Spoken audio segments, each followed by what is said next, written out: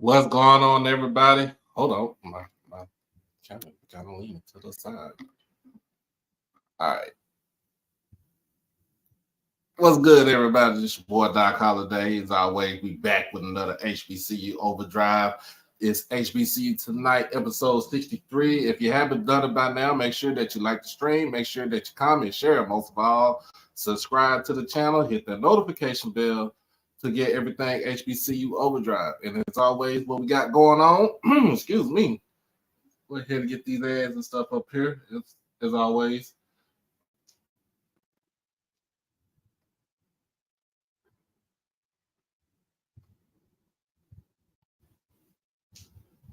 First and foremost, y'all, make sure that you check out shopmerchsports.com. Black owned, basically brought to you by FAMU Rattler merch pack, my guy merch pack. But go ahead and check out the Black College Football fan club, the collection that we have right now. We're got the hoodies, we got the t-shirts, we got everything that you need. And for those FAMU Rattlers that are going into Atlanta, make sure that you get your Back to Brag t-shirts only at shopmerchsports.com. Merch for the sports enthusiasts.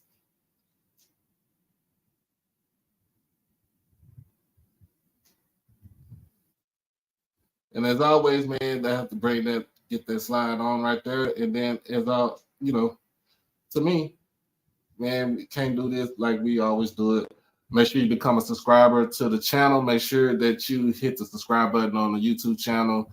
We are one subscriber away from 2,000. Hit me up on Twitter and on Instagram at HBCU_overdrive. Also, you can hit me up on Facebook under my real name, David E. Smith Douglas. I will interact with everybody on all those platforms right there. Also, if you haven't done it by now, make sure you become an exclusive member to the channel. You get the perks of everything that you see right here. Also, what you do when you becoming a member, it goes towards the initiative, goes towards the channel. So basically, right now, don't really have too much going on. But on Saturday, I will stream the game. On Saturday. So y'all come check out the game on Saturday. So that stream will not be monetized. But it lets you know basically you can come in and donate. Also, last but not least, make sure that you hit the Cash App donation on Cash App HBC Overdrive. Also hit the PayPal and hit the Zelle. PayPal is David Smith 1925 and the Zelle David E. Smith 30 at gmail.com. All right. Other than that, man, we about to get into it. I'm bringing on my first guest.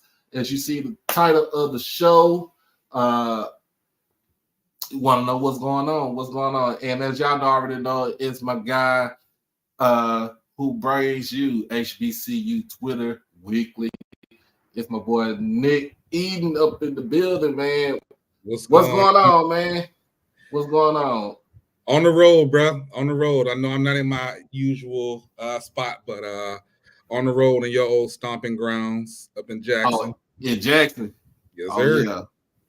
Oh yeah, man. But yeah, cause I got this story right, and I didn't know too much about it because I didn't watch the live feed.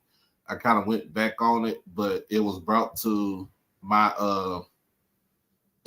attention by one of my moderators. Like, hey, Doc, you need to talk about this. We need to talk heavy about this. And I was like, you know what? Let's go ahead and get it done because of the simple fact that we need somebody to see what's going on with these schools. So at a school, the particular school that we're talking about is Virginia University of Lynchburg, or VUL, or what we call Lynchburg. So pretty much, if you really think about it, this is more of Bishop Sycamore on steroids. Right. Right. So tell me what you got out of tell me what you got out of this, Nick. So I'll be the first to say that when I originally saw the hashtag, I didn't click it. I kind of running, days get pretty crazy. But a little bit later on, I saw that Offscript was doing a show. Scotty was doing a show about it. Prompted me to go back. And essentially what happened was VUL's football team, and first, let me go ahead and clear up something that people have been kind of getting. They're not NCAA, okay? Mm-hmm. They're NCCAA. That's the Right. National Christian College Athletic Association. And they play a lot of D1 schools, including North Carolina Central, Dell State, Southern. As a matter of fact, they were playing Morgan State. They were playing Dell State the night everything broke in basketball. So essentially, back in November 15th to be exact, Coach Doe Edwards, who was the recruiting coordinator and the running back coach at VUL, announced he was leaving the school. Thanked him for everything. Thanked the students that kind of put their trust in him. And then that was kind of it. And then all these stories started coming out, and all these players started leaving. Like I think right now they may only have like 3 players left at VUL. Right. And so essentially what happened was he recruited all these guys there. They get there. It's the first thing you've got the head coach, Tim Newman, who's also the AD, with his own share of controversy. He ran an operation similar to a Bishop Sycamore prior to getting to VUL. And I guess he just kind of brought some of those, allegedly brought some of those same habits over to VUL. But these kids get there, man, and they're not put in dorms. They were put up in hotels to begin with. Then they were each charged between $300 and $500. I guess it depended on when you got there. Between $300 and $500 camp fee, which is crazy for collegiate athletics. Mm-hmm. And man, it just kind of went from there. If you go and you hit the hashtag surviving VUL, you'll see undercooked food. You'll see terrible dorm conditions. You see, it's crazy. The war stories that are coming out of this. And these kids are really and truly being put in a position where they're getting put in these games. They don't have any strength and conditioning. They were buying their own ice for ice baths. Like it was crazy.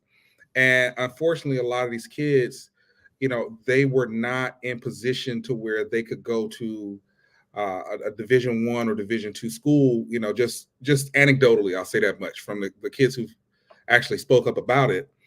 And so here they are. They're being recruited by Coach Edwards. And to his credit, he's like, look, if I had known what I was bringing these kids into, I never would have done it. Like, he recruited dozens of kids into the program.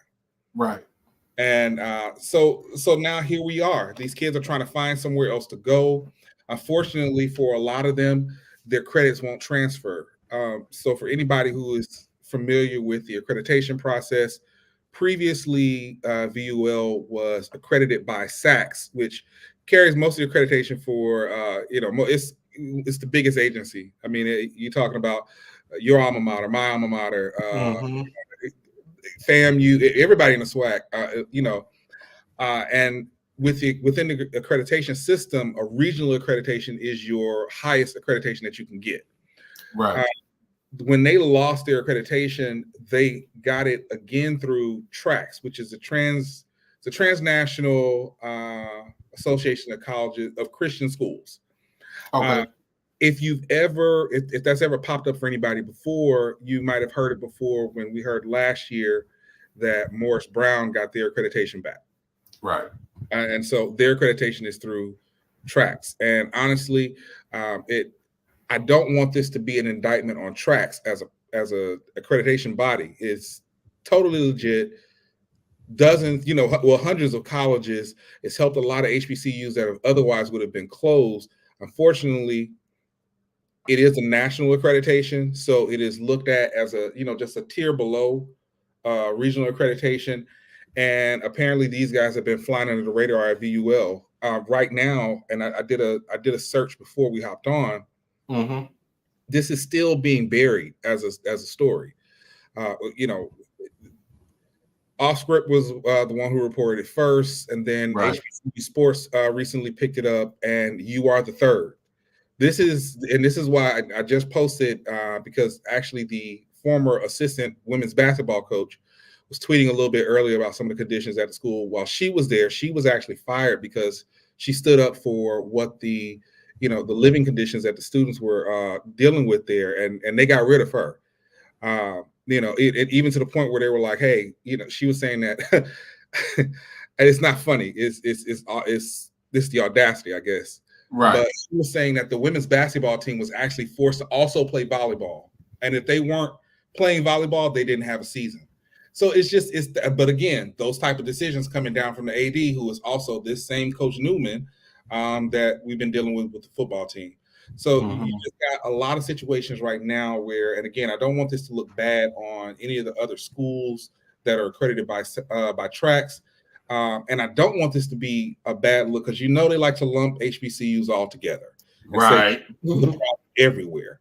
Uh, that is that can't happen. This is a singular issue that needs to be addressed. This story is being buried right now, and we need to put pressure. Like I've already put out the call. Like, listen, I want Roland Martin, Tim Black, all black media, the Benjamin Dixon Show, like it or not, everybody Mm-hmm. should be talking about this story right now.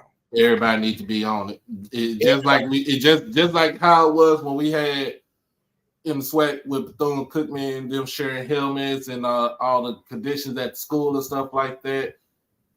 It needs to be the same way we do with Virginia Lynchburg. And the thing about it is, me and Mr. Ford, we always talk about this. We don't want to lose our schools in a way of something like this. You know what I'm saying? I don't care if you got if you don't have the money to field the football team and stuff like that, and you got them living in squalor conditions, because we talking, I've seen some of the videos, squalor. You know what I'm saying? Some people don't understand. Look that word up. Mm-hmm. You don't need to have a football team. All you need to do is just go to, what I'm saying? My whole thing, go to school, get your education.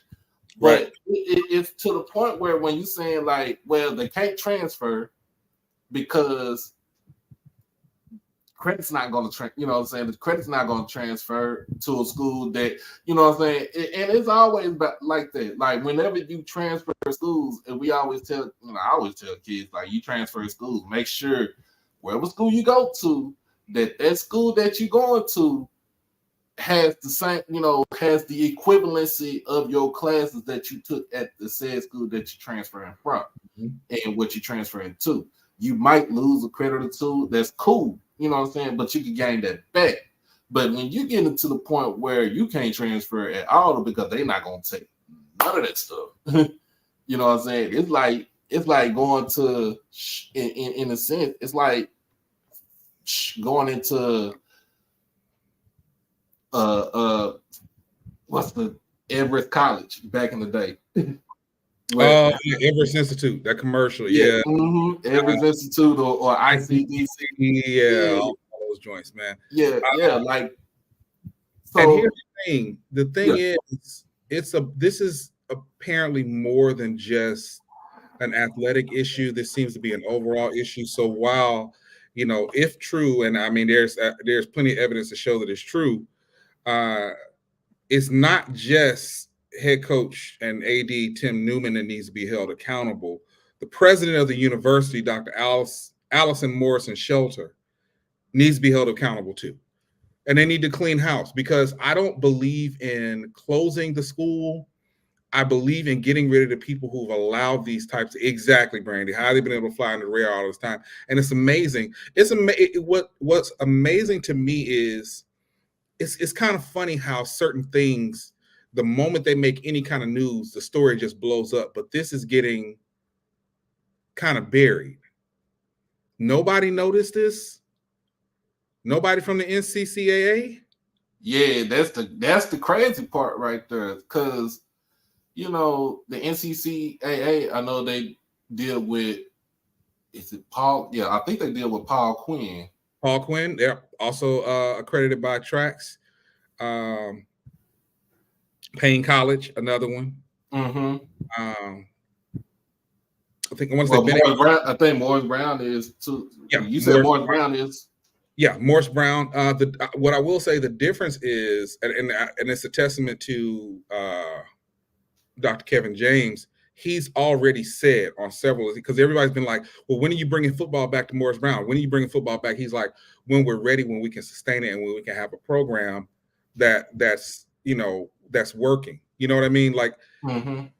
if you can't support the program, don't have the program. Period. Right. If you can't. But again, it's amazing that in all this time, only the third outlet to pick up this story is HBCU Overdrive. You get what I mean? Like, so for me, my biggest issue comes in the fact that people are really conveniently not speaking on this, and I know they're looking at the hashtags. Mm-hmm. I know they're seeing it. I see the views on this stuff. I see it, and the kids are being very vocal about it. So I don't understand why no one else is picking up this story, why no one is holding someone who has already been in a situation where he's been a con at a high school level and now at a university level, and this is still going on. I mean, they're still going on, and they're just the school is just tweeting away like it's nobody's business. Like I said, the night that the stream went live for Scotty, they were playing Dell State in In basketball. basketball. And my thing is, anybody who has got them on their schedule, one, I can't even talk about future schedules. If you had them on your schedule this year, you need to Take them speak out. off. Take them off. Take them off, but you need to speak out. You need to speak out that we are standing in solidarity with these players, that we are not going to let this situation go unheard. Because at the end of it, these kids, yes, they're playing football. But my biggest thing has always been you're there for an education. And right now, all they did was just go and play some games. They didn't have adequate food. They were buying food themselves. Again, buying their own ice. The best thing that happened for them, they were staying in a hotel. So thankfully, they weren't staying in those subpar dorms that Coach Giggett took video and pictures of and posted on Twitter. The best thing that could have happened was they were staying in the hotels, but that was only for a few days. It's just we got Coach Edwards on here. How you doing, Coach? Doc Holiday, sir. I'm doing good. How are you? I'm doing good. So we got the background from my guy Nick Eaton. He runs Twitter. He runs HBCU Twitter. Yes, sir. Yes, sir. Yes, sir. Together. So basically, let me know like what you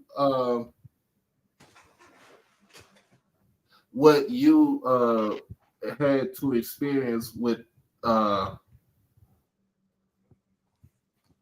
what's going on at school. I experienced like a lot of stuff. Like I said, I came in as a young coach, kind of, was promised a lot of stuff. I tell people I pretty much kind of went through the same stuff as the players because everything they went through, I went through. Everything they ate, I ate. So it's not like I was getting, anything from this situation. Kids was being mistreated. The food was horrible. You just look at this program and you just think like, dang, they playing, all these D1 schools and they getting paid, like they getting paid. You're not just playing like you're playing D1 schools that have money. And Right. you sit there and think like the school is only maybe 2 buildings. I don't know if y'all ever, visited Virginia University of Lynchburg before, but it takes maybe 5 minutes to walk through the whole campus. It's not big at all. So I haven't visited the campus. I've seen a couple of pictures, and if you blink, you'll miss it. yeah, most definitely. So I tell people like, my biggest thing, like when I first got there, so when you first, so we never really had when I got there, I didn't sign a contract.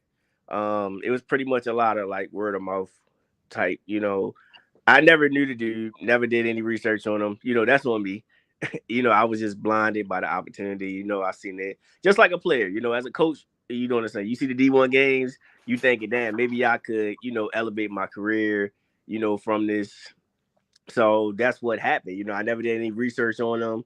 So, you know, if you know Tim Newman is a very good talker.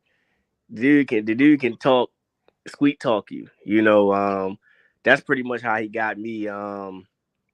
And I feel like he kind of like even like didn't really like me. He just liked me because I can recruit. So I just felt like I was kind of like brainwashed into everything, you know, from just him telling me about he gonna take care of my family. You know, like I said, I got a 7-year-old daughter, so I pretty much left everything to go down there. Like left my place, left my girl, left everything. You know, from him telling me all this stuff that he was going to do for me, you know. So I did the recruiting, you know. I brung in about 35 players to VUL. Actually a couple of Division I transfers that I got that the school has never had.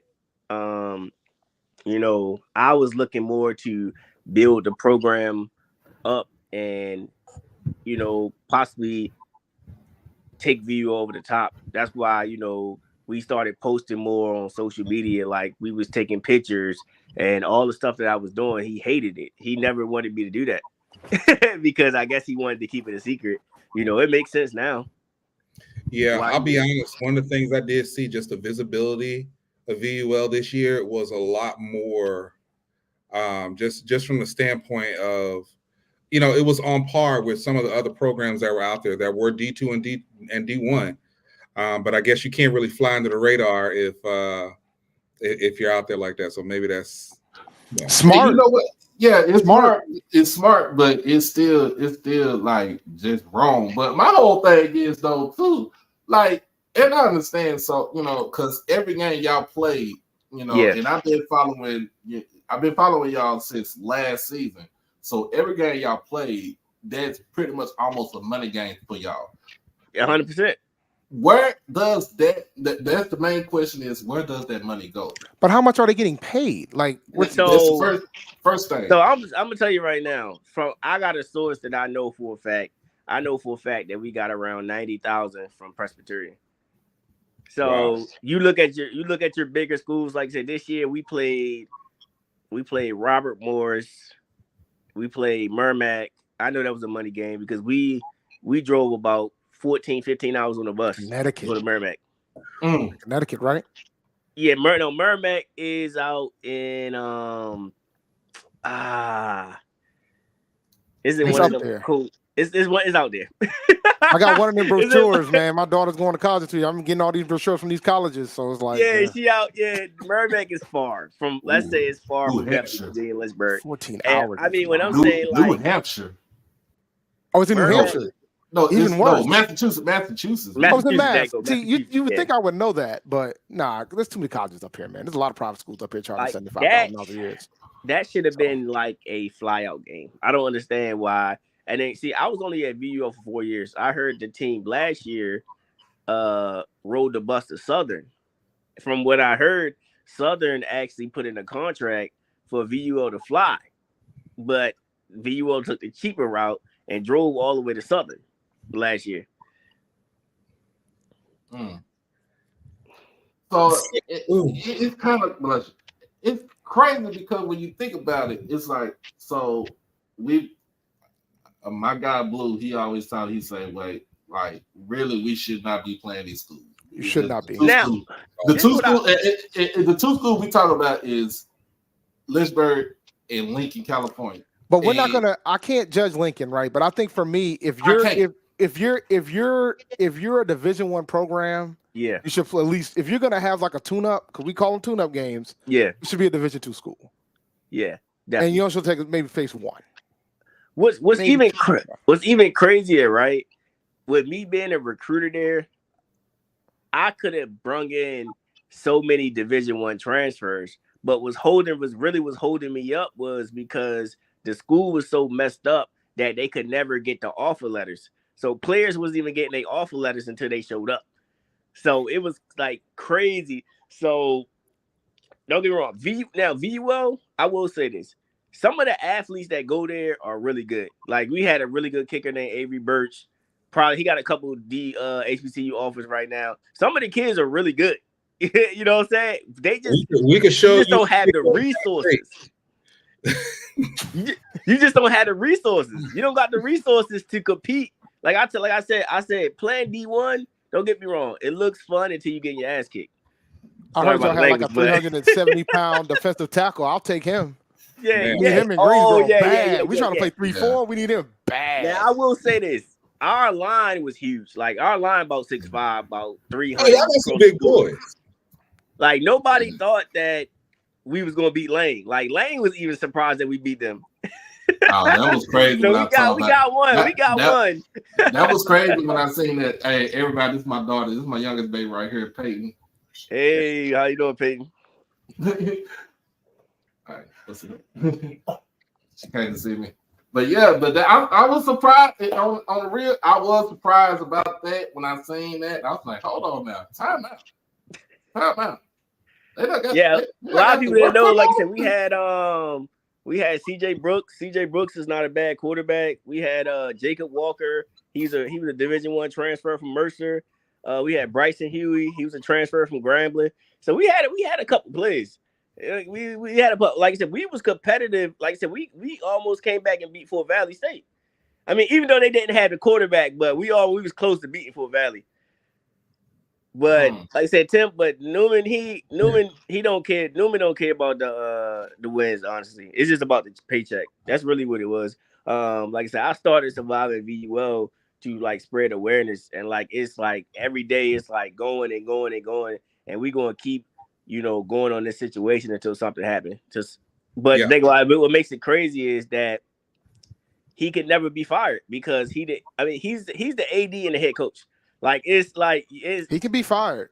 I mean, he can be fired with the president, but the thing about it is VUL is a tuition driven school, right?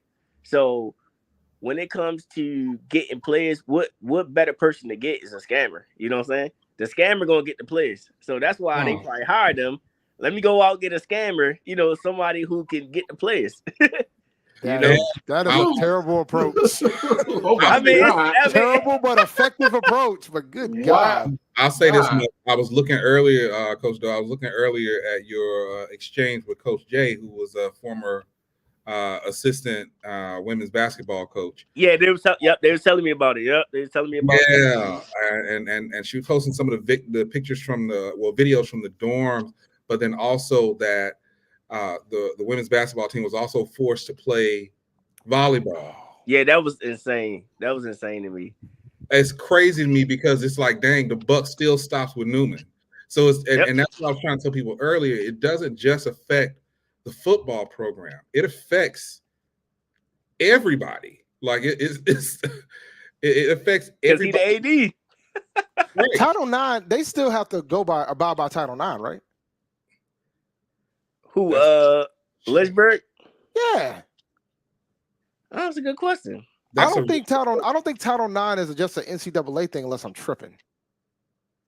I know we was in the National Christian Association, so y'all ain't NCAA. Y'all we're not NCAA. Yeah. So it was just, and then I heard somebody actually sent me something today that said that the school got about $6 million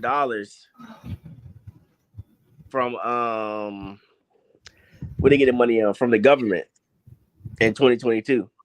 I'm still trying to wrap my head, y'all, around the women's basketball team planning to play volleyball, or they don't have a team at all. Look, what's crazy is when I got there, they was talking about it. They was like, "Yeah, man, the volleyball team last year sucked." So mind you, they brought in a whole new volleyball team this year. So at VUL, it's kind of like everybody's new. Every team is new every year. If you go look at the roster from when Newman came in to now, the roster is built off of freshmen and out-of-state players. You would never find Virginia players on the roster. I promise you, because they already know what's up. Yeah, wow. Title 9 is federal. Yep. Wow, man, that's so that's like crazy. if you out here got the basketball team playing the volleyball games, because it's got to be equal. It's got to be equal, right? For the sports. Mm-hmm. So. Because you're supposed to have more. Because you're supposed to have at least two more women's sports than men's sports, right? I thought it was like a 1-for-1 thing, but I could be wrong about that. Let me see. This year we didn't have. This year we only had girls volleyball, so we didn't have women's basketball this year because they couldn't find a team. Hell, because they got tired of playing volleyball. They got tired of playing, like for real. They got tired of doing double duty, man. Like for real, just. I'm doing double duty. Y'all giving me raw chicken on fried chicken Wednesdays. I'm out too. Look, and the thing about it is everybody that goes to the school is an athlete. So it's nobody gonna wake up and be like, yeah, I'm trying to go to Virginia Lynchburg just to go there. It don't work like that. It's all athletes. They got a doctorate program there. They do? Yeah. I seen Roland. What's his name? Roland Martin. What his name? Something like that. Not the honorary. Now they actually have actual. Hold on, let me pull it up because I went looking around. Don't they have a master of divinity and then a doctor? Yeah, they got a doctor of divinity. I think it is. I'm just gonna be honest with you. I don't think they hold no weight anywhere. I'm just gonna be honest with you. It's common. It's really common with a lot of the core faith-based schools. I know Selma University is the same thing, but then Selma University also lost their accreditation too, and they're trying to work on getting back. Again, the biggest thing for me is you got some schools that are accredited by tracks like Morris Brown who are actually trying to do it the right way, and I know that without saying too much, there is a president out there who wishes he could take them, but he doesn't have the programs for it, and that's just. It's unfortunate, man. It's really unfortunate. So my question is, Coach Doe, what's now? What's the now? I know everybody left but like 3 players, right? Or is it everybody? Probably here? All of them now. Yeah. I would say out of 100 and probably 20 kids, 120 kids left. Wow, that's crazy. And then guess what though?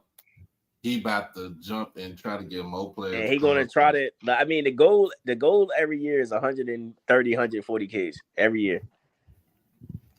Oh, here go a question right here. My boy Blue said, did the women's basketball team win any volleyball games this year? Did the one this year? Or last year? Or last year? Last year then. Oh, so last year, no, they got punished every game. I don't think they even won a set last year. They didn't win a game last year. They didn't. They didn't win a game last year. I remember that. Like, I'm not shocked they didn't win a game because you got basketball players trying to play volleyball. Let me address real quick, Jay White. I'm not saying that Selma University is not a legitimate university. For what it's worth, and VUL is a legitimate university. It's just that they got some bad practices. The situation with Selma University is they lost their accreditation. And because they lost their accreditation, they cannot get federal education dollars from the U.S. Department of Education. That's the hard times that they've fallen on. They're in the process of trying to get it back. But as of right now, they've lost it. And same thing with St. Augustine in North Carolina. Yep. Same thing what happened with St. Aug got an outside shot to keep theirs though. Yeah, they got an outside shot. They got a shot to keep theirs because theirs was kind of down to Morris Brown was kind of like almost death knell for small church-based schools right there, because it took them so long for them to come back with their accreditation. Like 20 years. Yeah, like it literally took them 20 years. It's never happened before, and you got to think, like, I remember that semester very specifically because I had a lot of friends at Morris Brown, and they went from like 2,500 students enrolled to like 24. Period. Like, he literally went from 2,500 to 24. So when you consider that Black students are the more likely to be on Pell Grants, have federal aid, when the school loses that federal aid, those students are gone. So I wasn't saying that to take a swipe at Selma. It's just that's the hard times that they hit. I guess the question is now, and maybe this is something that I don't know, because this is the part that I get a little hazy on. Because for a lot of them, their credits didn't transfer, are they going to be just like true freshmen again whenever they transfer? Like, so like, that's quite, it's a legitimate question. Yeah, that's a legit question right there. A lot of them will. It's sad to say that, but a lot of them will jump back to being a freshman. I didn't heard that if they got over 3.0 or 4.0, then them the credits will transfer. So you're hearing a lot of stories about some credits transferring and some not. So it's just a lot to it. You know, I guess it just all depends on the classes that you're taking and whatever school that you're trying to go to. Yeah, that's fair. Some schools will take the credits and some won't. So if they don't, then you pretty much SOL. I'll say this: I hope a lot of these young athletes are not afraid to, like, sometimes you just got to start over. Like, I know a lot of them like, oh no, I want to go somewhere where I have scholarship, or and I hear you, and everybody thinks that, oh, that's the key to success. But I have to look at it, and I always use him as an example. I look at Coach Eddie Robinson Jr. When he got to Alabama State, he was not on an athletic scholarship. He was a walk-on onto that team and went on 2-time SWAC Defensive Player of the Year and 11 years in the league. If your talent is there, don't be afraid to go there and show yourself. Yeah, my thing, another thing I always say too, even if you can't get it to D1, look at the D2, look at your D3, look at your NAI, because they got teams in those divisions and stuff that are real good, and if you gotta walk on, you just gotta walk on. You know what I'm saying? You gotta walk Absolutely, 100%. and get yourself in the dough, because you're not gonna just if you really want to play football, seriously, really want to play football, you would do everything in your power to try to make sure that you get out there on that field. And it starts off in the classroom, and then it moves on to your practice habits, to how you take care of yourself with nutrition and stuff. You don't even have to have your own. You don't have to be put on a nutrition by somebody. You can look up, your own nutrition and just follow that, and just go, follow it to a T, and pretty much do it yourself. You gotta have, it's basically, you gotta have that work ethic. If you ain't got that drive, then why are you sitting there crying, talking about ain't nobody looking at me, on the field and stuff? Shit, that's how I was at VUL. Like, we had so they were like promised, like Newman would like promise players about, like, I had a dad I was talking to, and he was like, yeah, hey, I'm gonna send my kid here. I'm gonna need my son to put on, 8 pounds of muscle. And Newman just pretty much telling them anything. He gonna tell you anything to get your kid. So he just telling them like, hey, yeah, just bring him. And the crazy thing about it is, like, his friend, if you go on the website, his best friend is named Calvin Smith. He actually played at Florida State. So he actually should know about, all the things you need to be successful as a program. Like I said, we had no athletic trainers. We had no weight and strength. We had no strength conditioning coaches. None of that. Like, every week we would go play D1 schools back to back.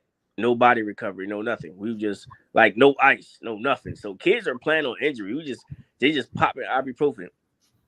That's it. Ibuprofen every week. You know what I'm saying? So it was like I've seen kids like in a locker room, like, big bottle ibuprofen passing around. Hey, anybody need them? And I can only imagine, because, like, like the helmets are not new. So you like thinking like, dang, are these like a lot of kids had to buy their own helmet because I don't think the helmets was even reconditioned. So you think like all this money coming in, like people, like everybody looking at the game, the D1 games come with paychecks. Like I know for a fact, and he's pocketing the money. He's pocketing this. This money ain't going nowhere. That's what I was about to say. That's why I'm about to ask you right there. Like you that's know why that's why I was about to ask. I'm like, is he? Because I know you play the game checks. The game checks are going to. I mean, this is the thing. A lot of people, like I talked to a lot of parents, and a lot of parents look at it like this. They said they knew it was kind of weird because if you know a little bit about him, both of his sons play at Johnson C. Smith. They get ready to go to a bowl game tomorrow. So they like, damn, why none of his sons play for VUL? And now we see why. You know what I'm saying? You over here mistreating other people's kids, but you know what I'm saying? Hell no. But isn't he a Johnson C. Smith alum too? That's the other piece of the puzzle. He is a Johnson C. Smith alum from what I know. But I look at it like this: if my dad is a head coach somewhere, I'm gonna play for my dad. Flat out. I don't care if he's Johnson C. Smith, whatever. If you got both of his sons play running back, one of your sons can go over here and start at VUL. You know what I'm saying? So none of them want to come here. None of them want to play Division I competition. Come on now. They both said, nah, Dad, I ain't going over there. I'd rather be in the CIAA. Huh?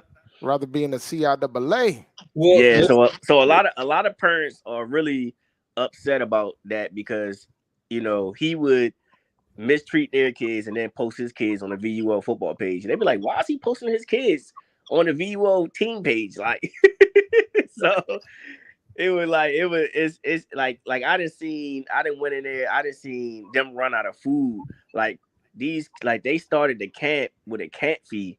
Like this dude made $65,000 before kids even stepped on got there. I never even heard of a college football camp fee. Ever. Yeah. So it went from 300 to 500. Some kids even paid $650 just to show up.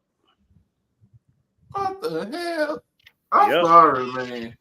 I'm sorry. That's the thing, right? So he's getting the fees. Yep. That's why they're paying. He's getting the paydays. It's a lot.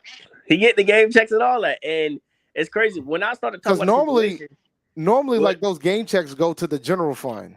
So a lot of times, in a lot of HBCUs, it goes to the general fund, depending on what the situation is. But see, the thing, Dave, is like you said, ain't nobody checking on the stuff. You have the president ain't checking on it. The AD, he is the AD. He's checking on it, all right. He's checking on it himself, but like the president ain't doing nothing. Like, come on now. The game checks go to him. I mean, I'm pretty sure the president is getting some of them game checks. She getting a little bit of them. You know what I'm saying? They throwing it around a little bit to go. Cause think about it. Eagle Eyesight comment up about that. We played Kennesaw State. Remember, Kennesaw State is Conference USA now. So I know VUL made money off that game. I know Kennesaw State and bless them. Like I said, Tim Newman right now in the beach house down at that what's that bowl game they at right now? Where? The bowl game. The beach bowl. Beach bowl. Boy, he down there at the beach bowl at the penthouse right now, living good. So okay, well let me ask you this, Coach Doe. Yes, sir. Was there any interaction between any of the other coaching staff and the administration? Because it seems like everybody was kind of siloed. Nobody knew what the other hand was doing. Right. We didn't. Like I'm gonna tell you, like it's very tight because so the president sister works there too. So they all family members. Everybody that higher up is all family members. That's a great way to run a company, man.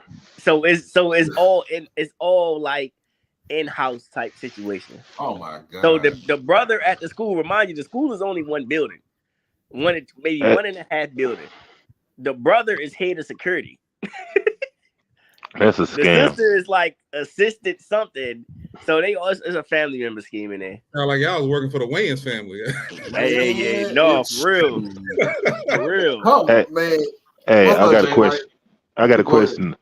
What year do you know did VUL start back playing football? Because I think they just popped up on the scene probably like around 2015, Nah, 2014. That's about ASU right. played them in 2011 2014. and 12 and 13. So Okay, so I know it had to be they've around been that around for a time. minute. They've been around for a minute. But Almost Almost what 10 over a year? years. I decade. think about 10 years now. They did Because that. I actually went to one of those games long So ago. so they basically been able to run this little scheme for 10 years. I mean, Yep. I think we haven't gotten into the discussion of what is VUL, who are they ran by. I've heard they, I heard they were run by, the same people that run Liberty, and there's some type of, collaboration So, or some so type they of. have a collaboration with Liberty for I think students can finish up they because I was reading about this the other day, man. You have To to be get deep honest, with it. Don't give it a lie. I don't even know how this school's still working. Like, I'm gonna tell you, this school they need to just put the rope over the school. I get that it's historical landmark, but they need to put the rope over there. Nobody need to go back in it. Just go by and look at it. That's it. Man. I mean, it sounds like a whole scam just being ran for Yeah, 10 years. it is it is. It's like, now this might, like I tell people, like, if you're gonna run a scam, at least let it look believable. You know what I'm saying? At least feed the kids, at least have trainers, at least do something where it's believable. But once you don't have no trainers, you don't have nothing, and all this money's being made and it's not going anywhere. Like, the school is not big, the food is trash. It just the money, you just trying to figure out where the money going. So my Yeah. so yeah, my thing about that is too, because my people done sent me a picture of the food, and I looked at it. I was like, Man, bro, what? I'm like, bro, 3 hots at a county jail. The food looked better than what I saw on the picture right there. And then the thing about it is, like, how like other schools, like, they might have like a certain selection of food. All right, let's say like you might have pizza, burgers, or some other choices. Like, it's not just one. At VUO, it's one meal. Like, if they make lasagna, you're eating lasagna. If you don't eat lasagna, it's nothing else. Man, I mean, y'all. there's less than 1,000 students at that school, so I'm not. Yeah, shocked by VUO that. about, like, so you had the football team and it was the girls volleyball team. So girls volleyball team probably had like 8 girls on there. So probably about 138 kids total. It was on the website. They're talking like almost like the wiki's like 700 kids, I think. Nah, they lying like hell. They might be talking about online students. That counts too, brother. That counts too. Yeah, because that doctorate that they have is online. The doctorate of If you health go back and administration look is at it, online. they had a graduation class, I think, of 2,500 people in June. So people are going there online, but you're not gonna wake up and be like, "Yeah, I'm about to go to VUO just to go there." It don't happen. We got a question right here. Who can hold these people accountable? Nick, go ahead and answer that one right there, because I need to know who can hold these people accountable. Realistically, like I said, that's why I pretty much started Survivor VUO, to spread awareness, because like when people try to like start talking about this stuff, people don't really believe it. They be like, "Oh man, that ain't happening over there." So I just wanted to, make a platform where I can show people that it is happening, that it's happening and it's real. Like I tell people, if you can believe in Bishop Sycamore, you can believe in this, like it's all real. It's just not people like, because the thing about it is, it's so crazy because like he told like the coaches and the players, like we all had a meeting, and he like letting people know like, hey, this a dictatorship. Like, this is my house. This is all mine. You know what I'm saying? If y'all try to leave, I'm gonna mess up them college traces. So he just pretty much scared the kids. So he's scaring people as far as like he's scaring the kids, and then he's scaring coaches. See, me, I was a coach. Like, I already make good money, at my job that I'm at now. So, I love coaching. Like, I didn't coach at every level. I didn't coach youth football. I didn't been in the trenches coaching youth football. I didn't coach high school football, and then I got a chance to coach college. So I accomplished everything that I wanted to accomplish. So when I got here, I seen everything was happening, and I knew that I could be the voice for a lot of these kids, because like kids are really traumatized by this stuff, because a lot of them don't have nowhere to go, So I thought I would be the voice. For some, this is their last shot too. Yeah, exactly. I'll say this much, and I am not. Y'all know me. I'm like Mr. HBCU, so I'm always going to advocate, for HBCUs. But this is a situation where, from the top down, this can't continue. This can't continue. Nope. At least not to our people, though. Right. So, dang. So I'll say the quickest way that you can make an immediate impact. First, hashtag surviving VUL. Share those stories. You cannot let this story die. There has to be more awareness behind this. I will also say, on my Twitter page, X page, whatever it is, at Nick Eden, I've actually pinned to the top of the page where you can submit a formal complaint. Appreciate that. PDF. The PDF, you have to print it out and you have to send it in. This is going directly to the Transnational Association of Christian Schools. That is who their body is. If the school does not have accreditation, they cannot receive federal dollars, and you will see people dip out of there faster than if somebody starts shooting in the middle of an alley. So you can file a formal complaint with Trax. Let them know what is going on. For people who have video, for people who have pictures, print the pictures out, put the video on disc, submit that physical form. No, you can't email it. They're not going. They've already said on the website they will not honor any complaints that are sent via email. It has to be a paper complaint. Whatever evidence you have, put it on the disc, print out the pictures, put your complaints on paper, send it to Trax. There is no reason that Trax should see that and be like, "Oh no, we cool." I'm telling you, that is going to be the fastest way that you make an immediate impact on it. That president gotta go. Yep.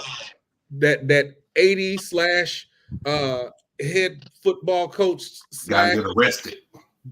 Man, look, because I'm telling you now, I have to look at it from this standpoint. I have a child in college right now. My daughter is at Tuskegee.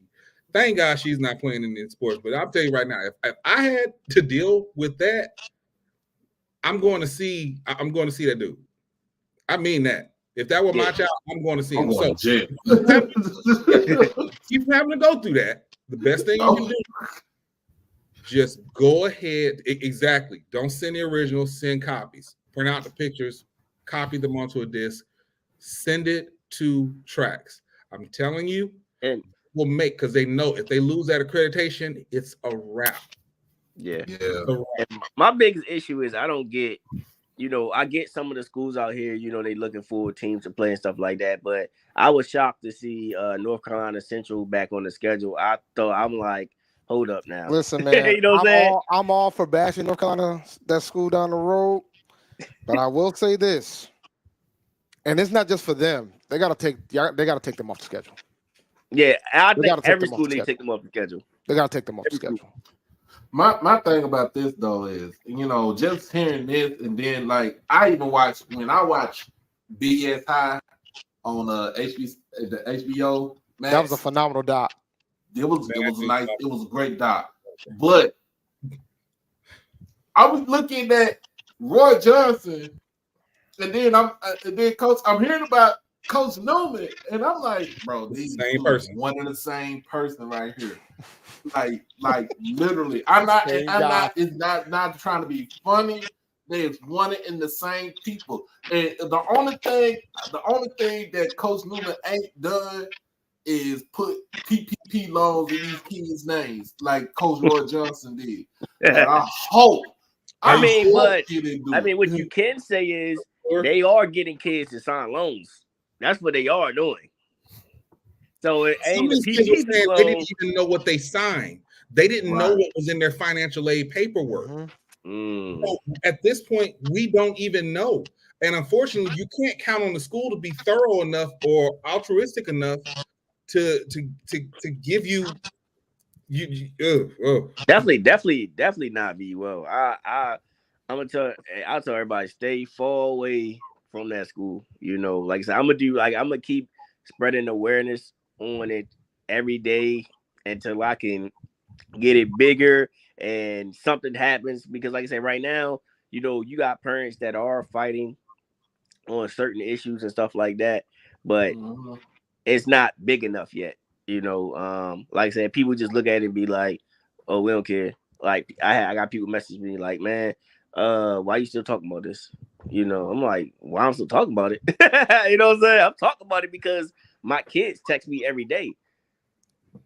Hey, coach, like they talk about it. Keep talking about it. You know what I'm saying? Because like I said, I'm the voice. You know, I'm the voice. I the one that started it, so they looking for me to continue to talk about it. You know, and I got people that's backing me up on it and stuff like that. I actually had a news anchor follow me today, so I wouldn't be shocked if he tried to pick up this story. You know, if people keep talking about it, then eventually somebody gonna pick it up and take it seriously. You know.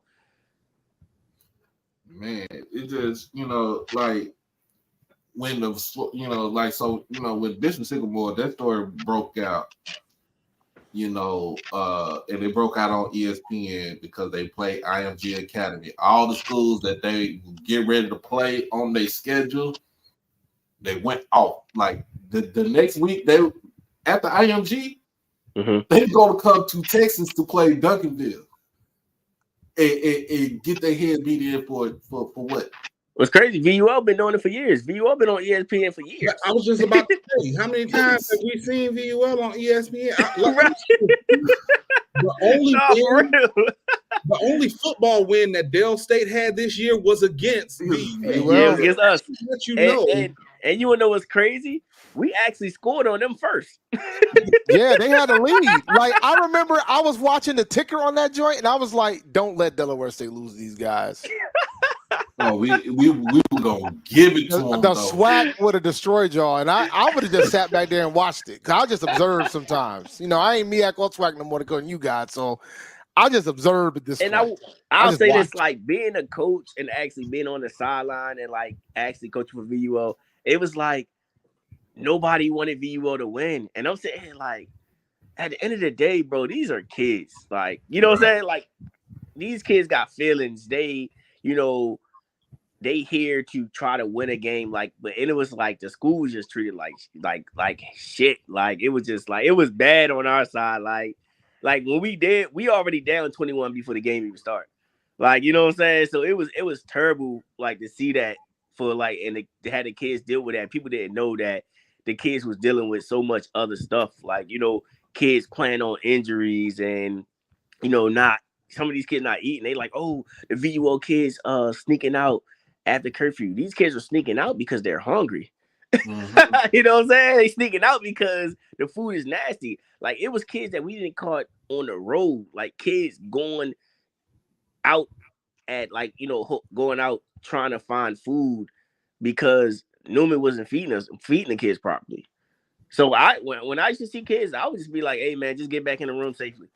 Because I already knew what it was. You know what I'm saying? I'm not about to say, hey, get back in the room for kid hungry. If you hungry, man, go get something to eat.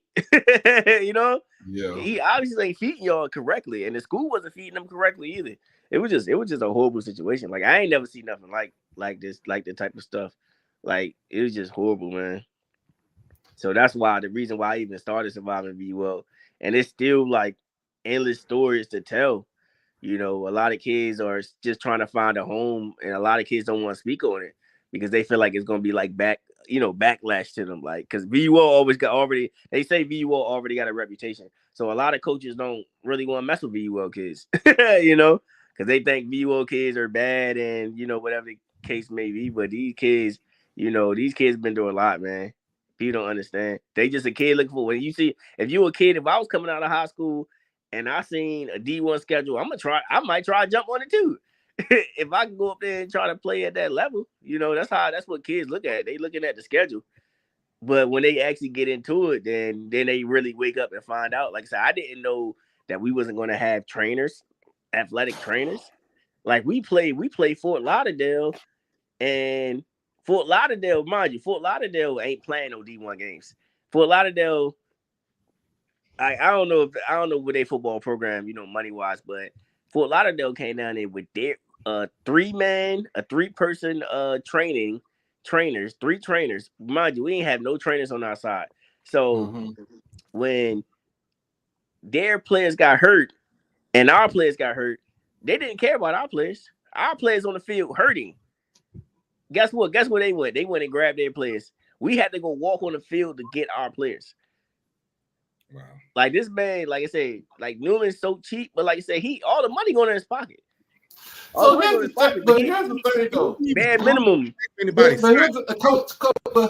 Here's the thing, though, and I know this was something that was talked about 2 years ago with Alcorn when they didn't have no trainers, right? Okay. You're not even supposed to step foot on the field. You ain't got no damn trainers on the field. Yeah, like I said, my one of my good friends coach at Penn State, and he was telling me that you ain't supposed to step on the field without EMS and a damn trainer. So we was all summer camp. We banging all summer camp with no trainers, and I'm like, damn. I'm like, imagine if like a kid pass out or a kid die or something. Like, you know what I'm saying? Like you there's nobody there. So he was already taking that risk. Like, so the school was talking about, like, I done heard plenty of times that the school was talking about suing me and stuff like that. He sent me a cease and desist letter or something like that twice. He sent me that twice. And I'm like, dude, how you gonna get mad at me for telling the truth? I was there. I seen it. You can't get, I was like, everything about you is online. It's not hard to Google Tim Newman and find out who you really are. So y'all can afford lawyers to send out cease and desist, but you can't afford lawyers. No. You can't afford an oven so you can cook that chicken all the way through. No, what's crazy. Look, hey, coach, what's crazy is he sent me that letter himself. He sent me a cease and desist letter himself. So he sent it the first time, just himself, and then he tried to come and send one through a lawyer. So I'm like, bro, what? I said, how can you send one yourself? I ain't never seen nobody just make a letter up and just send it. That man went on LegalZoom and got a template. Yep, that's what he did. That's what he did. Because he never liked me because he always thought I talked too much. So I was like, all right. So when I used to come up with ideas, he'd be like, hey, young coaches, y'all talking too much. Shut the fuck up. I apologize for language, but that's how he said it. But yeah, he's a bad dude, man. He's a bad dude. Like I said, he'll grab you in with the church type stuff. He's like supposedly he a deacon. Dude ain't no deacon, man. So that's crazy, y'all. That is crazy. And this is something from hold on. Eagle Eye just put this out here. Said that so basically first thing he said, no one checked the status of VUL and just assumed that since it was HBCU that everything was on the up and up. But from the looks of it, from what he sees, HBCUs are covered for VUL, and that should not be happening. Now, but are we surprised? I think people are looking at it. I think people like say it's an easy game, easy win, punch it bag type of game. Yeah, they don't care about VUL. They just care about the game, pretty much. Yeah, but sure, yes, it's a W on the win column for these teams. But at the same time, there's some level of due diligence about who you play. Yep, I agree. So and I just think that's irresponsible. Because, but then again, some of that is on us as a culture, right? Yep. Because we don't care who we play. We just want to see the dubs. Mm-hmm. Because believe you me,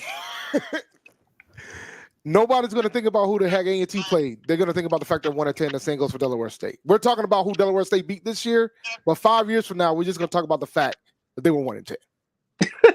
Yeah. Like I mean, that's the truth. That's what we're gonna think about. Look, in every school, I lie to you not, every school, right? So everybody gets the contract made up to play VUL. So it's a contract for every school.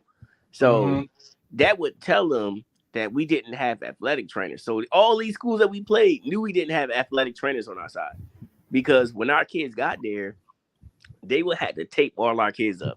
every school would have to tape all our kids up, and they would be rude to our kids, and I hated it because like we played Fort Valley State game, they had athletic trainers over there taping our kids, and our kids like, hey, you know, we need to get this tape and this tape, and they was like rude to our kids, like, you know what I'm saying, we ain't doing all that, you know what I'm saying, and I'm like, bro, what?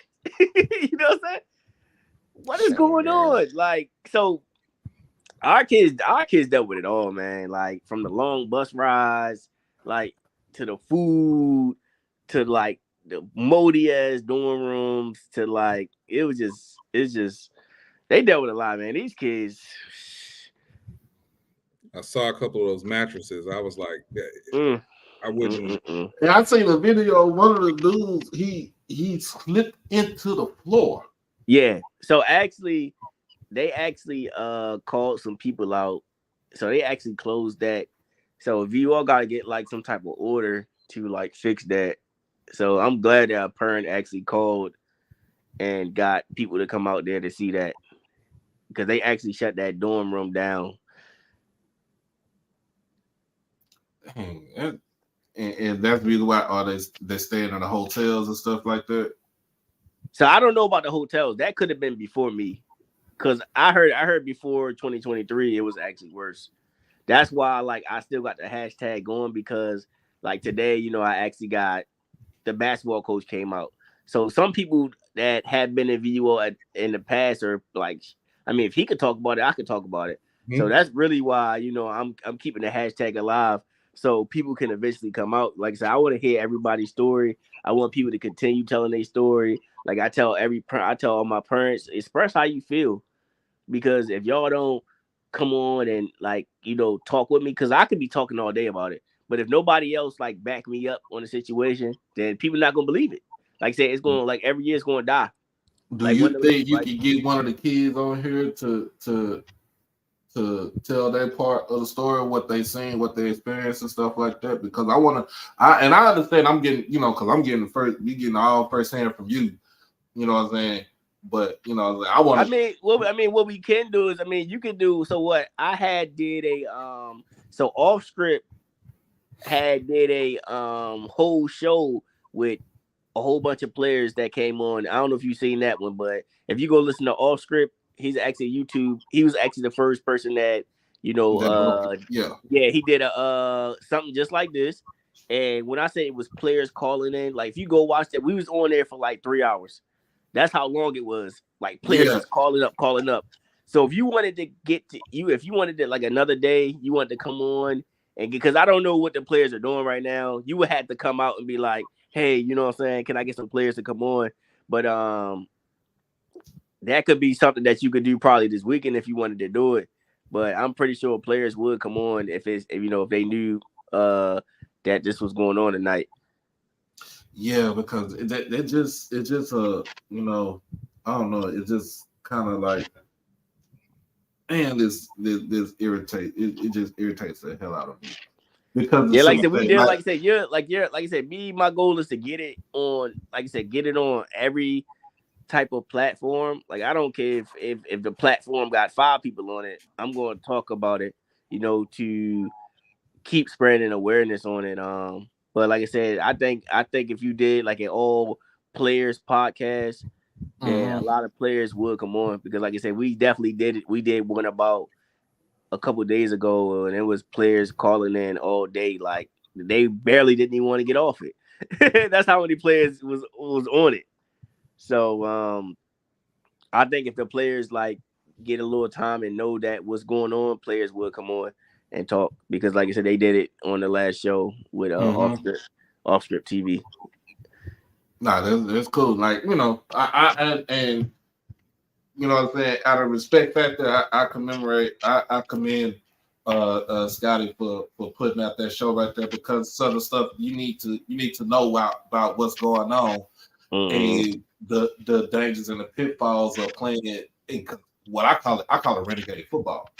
You know, I mean, what I call it, like you had a renegade schedule. You know what I'm saying?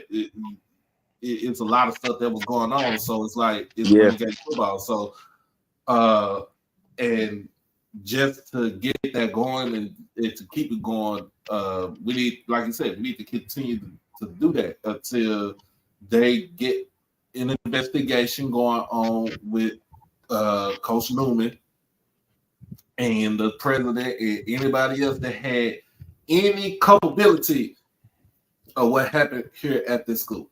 Yeah, I look at it like this. It starts at the top. That's where it starts at. Always starts does. at the top, all the way at the president. She don't Always does. If the president was knowing what's going on, yeah, you need to be 6 feet under the jail. She did all her research on him because it's not that hard to find him. There's no way she didn't know. There's no way. She knew. There's no way she didn't know. You'll never be able to convince me that she didn't know. She had to know. Well, she don't have to know, but if things go down, no. If things go down, it doesn't matter if she knows or not. Yeah. Yeah, I mean, what did Steve Harvey said? And the band played while the ship went down. Because that's what's gonna happen. The band's still gonna be playing while the ship goes down in Lynchburg. Yeah, I'm just ready for somebody to come in and it's time to shut it down. It's time to shut it down. That's just what I think should happen, what I believe in, what a lot of parents and players believe in. You know, I just can't see them suiting up August 20th and going out and playing the game. I would just be shocked. Like if they get another 140 players in there, like I would be shocked. Wait a minute, y'all have 140 players? Yeah, going into summer camp, we had 140 something players. Hey. And remind you, you want to know how many returners was there when I got there? How many? 7. So the last 2 years is all new players, new teams. So y'all remember that movie Ladybugs with Rodney Dangerfield? Yeah. Rodney Dangerfield. Yeah, we got a championship team and only like 2 people that come back from the previous year. This is what y'all dealing with. Damn Ladybug. Like I said, if you don't believe me, go look at the roster from the last 2 years, and I guarantee it's gonna be hard for you to find an in-state Virginia player on it. Every player is from out of state. This transcends athletics. I mean, we're talking about this is an issue with the school, period. Yeah, definitely. You're now putting these because look, somebody is going to take matters into their own. I hope not. I don't advocate for violence in any way or anything like that. I will say this. Some parents they're not happy. Some parents do want to put hands on my boy. Well, it ain't my boy, but some parents do want to put hands on him. I ain't gonna lie to you on that one. Go on and do it. Shoot, ain't nobody. There's nobody. I'm just curious too because I know they're going to the Beach Bowl, and I know he's gonna be there. So I know this story then came across a lot of people that's gonna be there. Twitter, and people they gonna see him. And I wonder what people just gonna think. Like I wonder if somebody going to like say something like, you know what I'm saying? I wonder is anybody going to come past him at the Beach Bowl and say something, you know? But they probably won't. So I'm gonna be honest. I'm gonna be real with you. If for all the schools for next season, if whoever y'all have this school on this schedule, take them off. They got a couple schools on there. They got They supposed to be playing Wagner again. I mean, not Wagner. Presbyterian. And as I seen North Carolina Central, they definitely got North Carolina Central on there from what I seen from the VUL page. He posted. Take them off. I agree. Another word about them FCS standings or anything like that. And I love Central. I really do. I don't want to hear another word about strength of schedule or anything else like that. As long as VUL remains on their schedule. They're gonna play Winston this year. They got to play. Everybody's got to play 12 games this year. So they got Winston, and they got VUL, and then they'll have another 4 games that they can schedule. 4 or 5 games. Now this is what I'm saying. No games no money because you ain't got no check, can't pay that man that money. Hey, I lie to you not. Hey, look, no football team, no school. If no football team coming in, it's no school. Well, there's no people at the school, but it's obvious that they're online. They got their online strength if they graduate. There you all go. Yeah, they got the online. So they're getting their money one way or another. Yeah. I mean, it's just that it's just. I'm just saying as far as money hit different. Yeah, I'm just saying as far as the athletics go. Don't put them dudes on. Don't put the school on the schedule. It doesn't make no sense. Like it doesn't make no sense. Get those complaints in the tracks and see how quickly those online students dip out of there as well. Yeah, you cannot. If their accreditation is at risk, they're out of here. Yeah, if you cannot get federal funds, you have no students online or in person. That's a fact. That's a fact. That's what happened with Morris Brown. Remember when they lost their accreditation, they couldn't get the federal fund, and they were a pretty big school at the time when it happened. I was a student because some of those kids ended up transferring to A&T. So yeah, where it hurts. Yeah, that's my whole thing. That's what I'm saying. Like you don't to stop funding this man's lifestyle. Don't play no games with him. Do not schedule a game. I like that. Keep funding this man's lifestyle because that's really what you're doing. Everybody who played Lynchburg this past season, the season before, and everything else, all you are doing is funding this man's lifestyle. Because the money damn sure ain't going to the players, and damn sure ain't going to nothing there. And let me say this, and I know this is not the right thing to say, and it's not the most ethical thing to say. But damn, man, you try to bribe the kids. Like, hey, look, man, we finna go out here and y'all finna get towed up. But I'm gonna pay. I'm just gonna give you a little money. Something. Look, I lie to you not. I lie the funny. Listen, y'all gonna laugh at this. This is the funniest story. I lie to you not. So we go up to play South Carolina State. So I see Coach over there. Him and I see Buddy over there. They talking. They having a conversation. So. This is the day the whole team knew he was lying. My man came in the locker room and said that Buddy Pugh said that South Carolina State was scared of us. Said that his team was scared of us.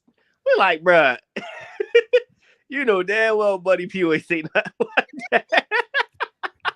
I'm about to say Buddy Pugh is, but Buddy Pugh is straight shooter. We just said the man. We just had the man on our show last week, right? We know he's a straight shooter. That's for sure. We know he's a straight shooter. He ain't come out his mouth and say that his team scared the man. I was like, everybody, all the players is like, everybody want to say, stop lying, bro. Like, we gonna go play this game, but we know you lying, bro. Negro, please. That's what everybody mood was in the locker room. Boy, please. Man. So yeah. He used to say that about every team we played, talking about their head coach came in and said we gonna beat them or da. Man, get out of here, man. That dude's a joke. Stop funding this man his lifestyle. If he want to be Gucci down like Dooley, let him do it on his own penny right there. Man, stop giving this man money. Newman's Gucci coming from City Trends. Man, stop scheduling them and definitely keep sharing that hashtag. The hashtag is going to do it. Yeah. The hashtag is going to do it because I done woke up in the morning and I'm like, dang, man, nobody talking about it no more. So I had to get back on and start talking about it. just to keep it alive because, like I said, like one of the players said, it dies because people stop talking about it. So then they keep getting away with it every year because it never continues. So even if I just put surviving VUL, at least I'm keeping it alive, No, I definitely get that. And again, the link to download the PDF for the official complaint, that is pinned to the top of my my Twitter post. It's my Twitter page at Nick Eden. Please, parents, students, former staff, current staff, you're on your way out, please fill those forms out and get them in. It's not going to get, buried by VUL. This is going straight to tracks. I know we're living in an age of email and everything. Go get a stamp. Actually, they old school. They still sell stamps, man. They still. I know. I know it's still sell stamps. I'm just saying, come on now, man. It is 2023, bro. But if that's what we have to do to get them to be held accountable for it, then that's just what we got to do. Yep. It is what it is, because we can't let this happen to another class of kids coming up. Yep.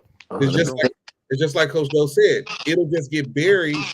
Yep. People start talking about it, Right. and then a year later, somebody's gonna be like, "Well, why didn't anybody tell us?" Here's another question right here. Why did nobody call the damn health department about the food and stuff at school? People scared. That's what it is. You see, it took me when I first started it, I was the only one with a voice that came out. Like I said, you got coaches on the staff that's scared because of their career, and you got players that's scared they ain't gonna be able to make it out. You know what I'm saying? So you got players that been told that if whatever they do, their traits are gonna be messed up. So these kids scared. Coaches are scared too. He just don't scare me. So you know what I'm saying? Like I said, I done been threatened with lawyers and all of that already. So, but I just see right through them. It's fake. Everything is fake. So, Coach, what's next for you? Like, what's next on your plate? I mean, really, what's next on my plate? Ever since I started the movement, I got about 5 job offers. I'm thankful for the offers, but I took the leap of faith and jumped out there this year, moving away from promises and stuff like that. Like I said, I just can't live off $10,000 to $12,000 a year. No housing, no food. I just can't do it. So my goal is to get back in school. That's what I really want to do. And football don't die. That's what I tell people. Like whenever football, you can always start back up when you want. Get an opportunity when you want. I got a lot of college coaches friends. One of them might elevate to be a head coach one day, and I might get an opportunity. But I'm gonna move on my time. I'm not about to just go and take just take another opportunity because I learned my lesson now. This opportunity really woke me up, and I learned my lesson to just be patient and and let God guide me in the right direction on my next opportunity. So I'm not really in no rush. I'm just spending time with my child and just enjoying life at the moment. Definitely, man. That's what's supposed to happen, man. Oh man, I will say this, like I could sit here and just like talk for hours. Like I'm talking about from the top all the way to the bottom, but it'll feel like I'm running my mouth. You know what I'm saying? So like so a lot of stuff was like detailed, like question wise, but I can sit here and literally talk to you from like the first day all the way to the last day, because that's how much information I can like give you that you retain. Yeah. Yeah, because I want to know what was that like. Literally, what was that first day like? Like, what was the first day like meeting Coach Newman and just looking at where you was at when you got there to basically from when you actually left. You decided like, I'm not taking this no more. You can have this, baby. You can have this shit right here. All right, so I'll give you a run. I'll keep it short. Give you a rundown. Go ahead. So the first day we actually met. I met Tim Newman actually in around like I think like April. He invited all the coaches to come up to talk to him, and we were supposed to like get together. Like all the coaches were eating each other. We had dinner. This man took us to Golden Corral.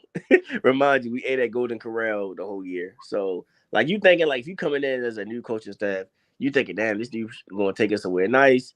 He didn't take us nowhere nice. He took us to Golden Corral, and then he said he promised. He said we was gonna have our own hotel room. We got there, we had to share hotels. So so that was my first like time ever meeting him and stuff like that. He was already lying. Literally the first time, because I didn't get my own hotel and we didn't eat nowhere nice. So what was really the drawing point to me leaving was that he wanted me. So I pretty much told him that I came home homeless because, from me telling you, at the start that, I left everything. Like I left my place and everything to go to VUL. So I'm thinking that I'm going to have money coming back home, but I didn't. And I didn't have nowhere to go. So, and then I called him and I let him know, like, hey, coach, I'm going back home homeless. I'm going home to nothing. And he really didn't care. He just said, just keep recruiting. I could try to get you some money in the spring. So at that point, I knew that he didn't care about me. Because I'm like, dude, if you think I'm ready to recruit another 130 something players for you for free, you'd have lost your mind. The first time I did it was because I thought that I was going to get an opportunity. I mean, it was the opportunity to coach college football. So I was like really excited to do it. And I wanted to like show like the college football world that I could do it and that I could make a change. You know what I'm saying? Because like I said, VUL was like 0 and 10. So in my mindset, I'm like, dang, man, I could possibly come in this program and try to change it. And then we had a good staff. Like one of the recruiters' name was Coach Alphonse. He actually worked for JUCO Frenzy. So I'm like, man, we about to kill it. You know what I'm saying? So I came into the program with a mindset of trying to change the program. But it looked like Tim Newman didn't want to do that. He had other plans. So once he told me that, keep recruiting, I just felt like, damn, this dude don't give a damn about me. Or my family after he promised me that, hey, I'm gonna take care of you. Hey, I'm gonna get you a recruiting bonus. Never got my recruiting bonus that he promised me. So that's when I knew he was a crook. Or a guy that I couldn't trust. I felt like he was just going to use me because he knew that I could get the job done. Nah, you're right. He a crook. So that was really the drawing straw for me. Somebody that can sit to your face and tell you that he gonna give you all this stuff and he gonna take care of your family and all that stuff, and he don't do it. He don't do it. So that's why I actually resigned at VUL. And then to hear like him telling people that he fired me was crazy because I'm like, dude, you didn't fire me. I resigned. You can clearly go and see my resign letter that's on Twitter that I wrote. So I was just like, I'm very family oriented type of guy. So that really like struck me. Like I'm talking about like I just felt like I can't even describe how I felt because I did so much for this guy, in the 5 to 6 months that I was involved with VUL. And I just felt like I was backstabbed.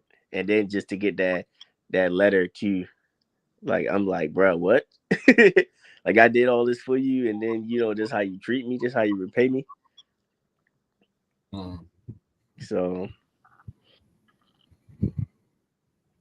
oh man, that's crazy. So I tell a lot of people like, even with the players, like I was like, you can look at the players, but like, I know with me, like it messed with my mental a little bit because like I said, I was going to do a lot of personal stuff also. Like, you know what I'm saying? I don't want to get into like a girl that I really like, you know what I'm saying? We was dating and stuff like that. And I like put my job over her, when I should never did that, for a guy that didn't care about me, So I actually kind of feel bad, doing that to her. Cause like I said, I used to be on the phone like multiple hours recruiting, for this guy, So like a lot of personal stuff that I put, over this guy, So So it's like everybody. So it's like everybody going through mental stuff. Like it's like I tell a lot of players, like even coaches. I was like, get your mental right. You know, a lot of people they look at the players, but I tell people the coaches are going through the same stuff. You know what I'm saying? The coaches are going through the same exact stuff.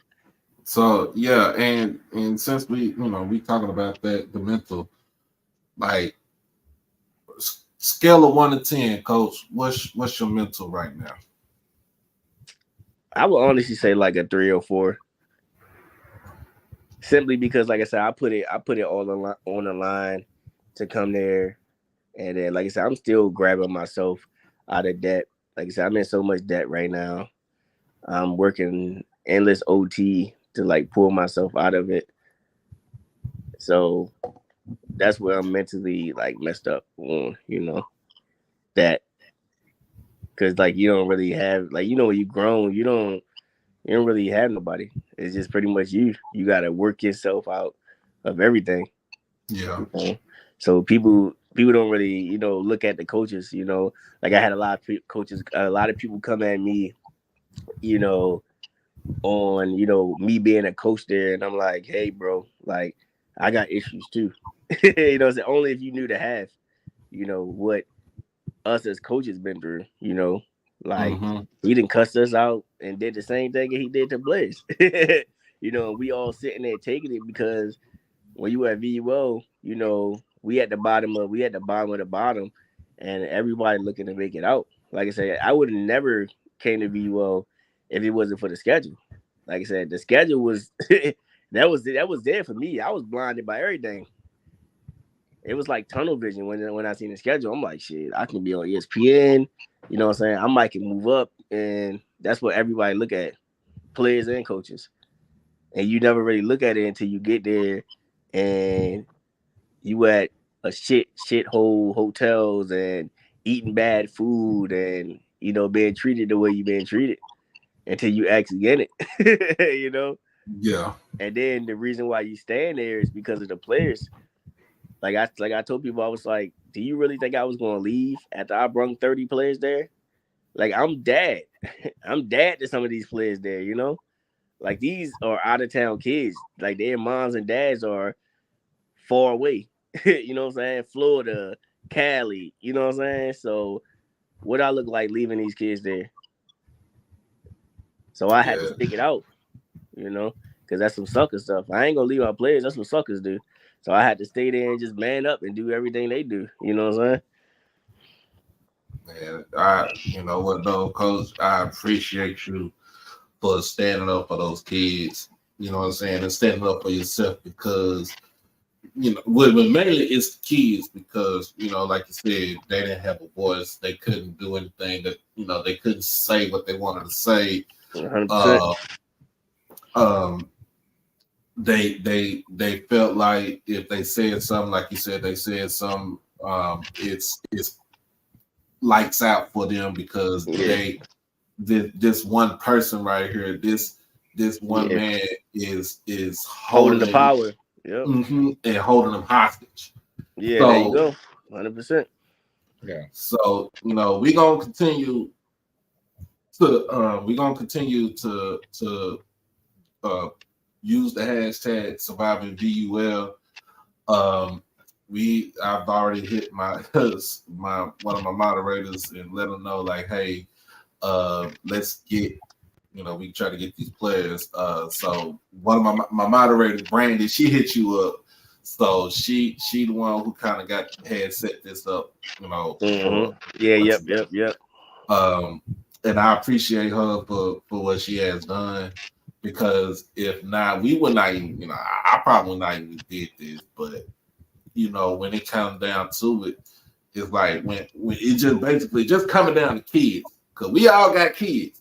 Yeah, we all know if one of our kids get picked on or they get misused or misabused or something like that, I'm going to jail. Yeah.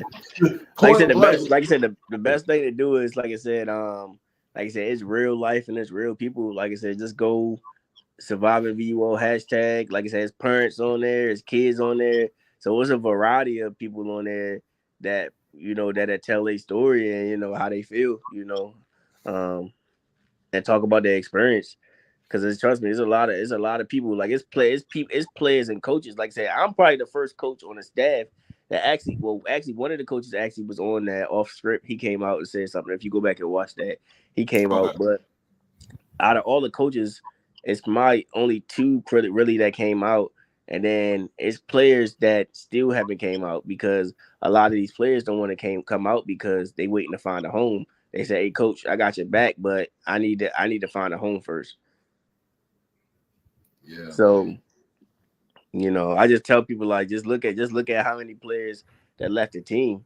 If you don't believe this real, then a whole football team just ain't gonna walk out and just leave. Right. It just don't happen like that. So that just shows you to everybody that it's real and it's it's happening to real people. Everybody's story gonna be different. You know what I'm saying? I just go based off what I've been through and what I've seen. Yeah.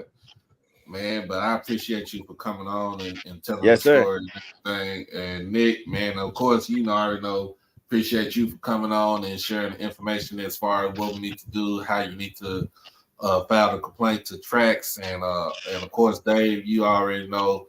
Appreciate you for coming on and sharing your insight and stuff like that. But we just need to keep this going because it's something that we just can't let go right here.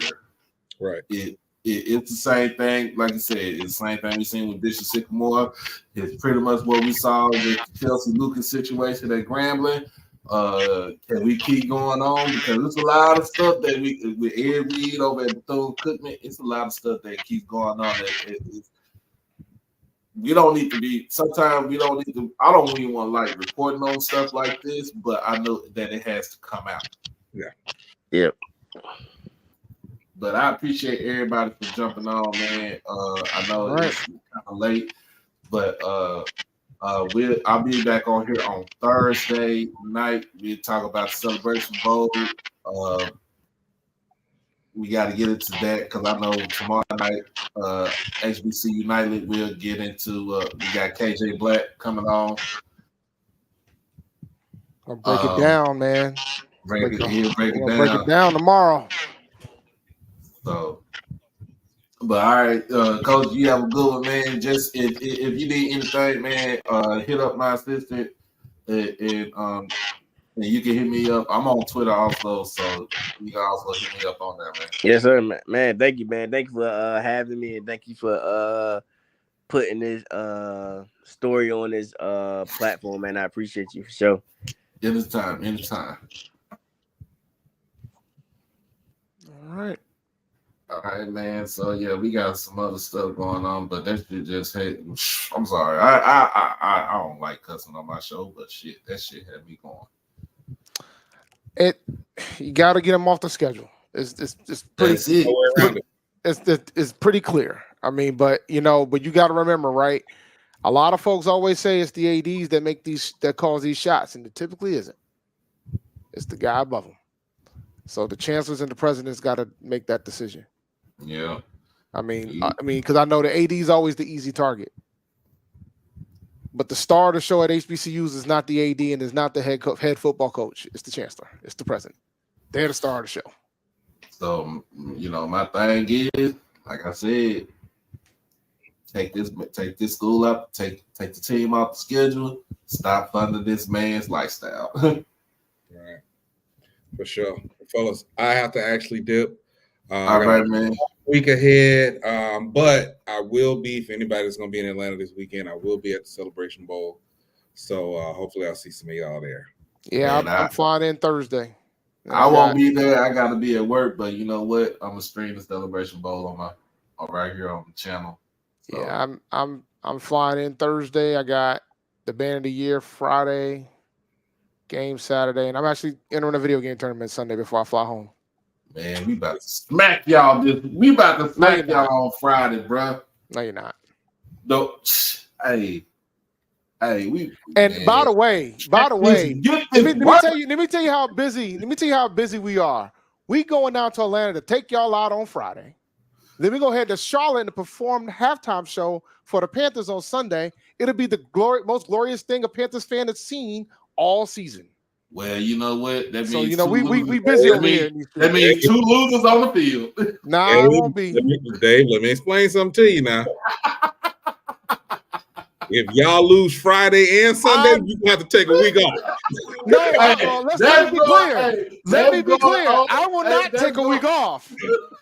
I won't take a week off. Hey, let that go on the newsletter. Listen, boy, I will not take a week off. We're not losing Friday. I'm not worried about Friday. The Panthers are definitely losing Sunday. There's no question about that. Like that's just the breaks. Like that's just what it is. But we're not losing on Friday. I have to put you on that calendar. Listen, listen. We gotta listen. I'm more confident in the band and the basketball team right now. We couldn't even be Central tonight, man. So I'm more confident in the basketball team. It was close, though. No, but I'm tired of close. I'm tired of close. I'm not fooling with y'all. Night, fellas. Bye, man. Close ain't enough. Catch all this smoke from Friday. I know Showtime and Smash, Showtime Web and Smash Time. I know they gonna stream the Battle of the Bands on Friday night. So, hey, it'll be streaming on ESPN somewhere. I think though it'll be on television. It might not be on ESPN proper, but it's gonna be on one of the streaming services within ESPN. Well, it's gonna be on ESPN too. If you'll be on ESPN Plus, I'll watch it. It's gonna be televised. It'll be on one of the streaming services. If it's on there, then well, you know what? Friday. I'm gonna see what time. What time does it start Friday? 6. Because I'm probably like there's a big video game festival down there in Atlanta too, so I'm gonna probably hit that up in the morning. I can't enter no tourneys on Friday. I can't. Damn sure can't do it on Saturday. But I'm gonna go to some of those events. Then I'm gonna hit the Band of the Year final party to hit after that, and then Saturday. Let's pub it for Saturday after the game. Make sure if you in Atlanta, head down to Slush ATL for the HBCU Nightly Day Party. Yeah, get your tickets. Get your tickets. $20, ain't it? $20. $20, man. $20 unless the early bird tickets are sold out. $20. All right, man. Make sure y'all check that out. If you are in Atlanta after the game, you're trying to find somewhere to get loose. Check out the HBCU Nightly RV Day Party, y'all. Yeah, now it's A&T basketball is in the men's basketball team is in a sad state of affairs right now. Chuck said it's gonna be on ESPN 3, and ESPN Plus. So. That's good. I'm gonna make sure I can record it. I was streaming. Well, no, it's streaming. It's gonna be streaming. So I'll just watch it later. But I luckily I picked the right section because the Blue and Gold Market Machine posted the section you need to be in for the band. So I'm in a good spot. So it's gonna be. I'm looking forward to it on Friday night. All right, man. So we're gonna catch up with you. I ain't gonna be able to be online. Is it gonna be on Twitter tomorrow night, or is it gonna be online? I believe it's gonna be online because we're doing the breakdown. I have to double check with Josh. So if we doing the breakdown, well, shit, I won't be able to catch up because I don't get off from work until 10 o'clock tomorrow. So. But we'll see. I'm gonna catch the replay. I'm not sure. I gotta ask Josh. I'm not 100% sure. I just shoot him and be like, yo, hit me with the link. But yeah, like I'm already packed for Atlanta, man. I've been packed for like 3 days now, and now with the whole fiasco with traffic. But if that's the case, man, just shoot me the link, and I'll jump on, and what I'm saying, while I'm on my last break or something like that, and get my little words in and stuff. But all right, man. Charge you Jackson State folks about your little band. Don't be as cocky as FAMU right now with the football game. Don't be too cocky. Bro, we'll blow that band out too. But it's not about blowing, and you know that. It's gonna be about how that field looks. Oh, the field gonna look good. It ain't gonna look good as ours though. See, y'all ain't. You see, the thing is because y'all been on these SWAC hours, y'all don't understand. We the masters of the field show, man. There's a reason why we were ranked number 1 going at the end of this. It's not an accident, ladies and gentlemen. Man, here you go. It's gonna be fun though. It's gonna be fun. There's gonna be a 5th quarter. He said, "Look, and when he said, "Lil Bang," Band, all right, you gonna see all 325 on that field. It's all right. It's all right, man. You gonna see all 325 on that field. But all right, bro, man, I'll let you go tomorrow, man. All right, appreciate you. Peace. All right, y'all. All right, man. It's good that we had that going on. Make sure y'all keep up the hashtag Survive It VUL. It was a great show tonight. Let's see.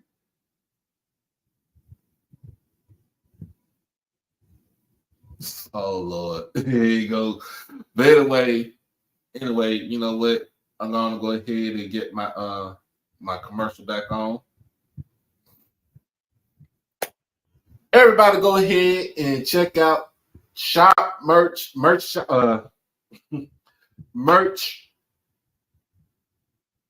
shopmerch.com. Excuse me, y'all. I'm tripped out right now, but go to shopmerchsports.com. Go ahead and get the new Black College Football Fan collection, the hoodie, the t-shirt. Get the t-shirts. Football season is my favorite. Football season is my favorite season. Get that shirt right there for all you Rattlers, your family Rattlers fans.